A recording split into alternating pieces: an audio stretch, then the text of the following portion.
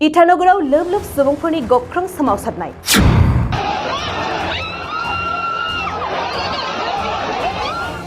AFPSC कुइसन paper लिक जानायखौ लाना दुंहाव थासारि।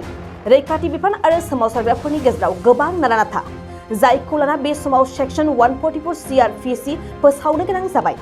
अरुणाचलाव रायजोनि सिभिल सार्भिस आनजादनि सोंलु बिलाइया लिक जादों। थामहिनबा AFPSC नि सोंलु बिलाइया लिक जादों। बेखौ लानानै फान अरुणाचल जयेन्ट ट्रेडिं कमिटिया जोबनो गैयै बन्द फोसावदों। फारसेथिं AFPSC मासिगिरि आरो सोद्रोमाफोरखौ सिफायनानै गोदानै दाफिननांगौनि दाबि खालामदों। बेबायदिनो गोदानै सायख'जानाय मासिगिरि आरो सोद्रोमाफोरखौ दिनै समायखिरा लाहोनाय जागौमोन। नाथाय हरखाब अरुणाचल केबिनेटआ समायखिरा लानाय हाबाफारिखौ बोखारनानै लाफिनो। बेखौनो लानानै इटानगरनि राजभवनाव गोबां सोमावसारग्राफ्रा गोख्रों सोमावसारदों। जाय सोमावसारनायाव रैखाथि बिफान आरो सोमावसारग्राफोरनि गेजेराव गोबां नारा-नाथाखौ नुनो मोन्दों आरो बे नारा-नाथा जानायजों गासै 60 सुबुंफोरनि जोखोम जानायखौबो खौरां मोननाय जाबाय।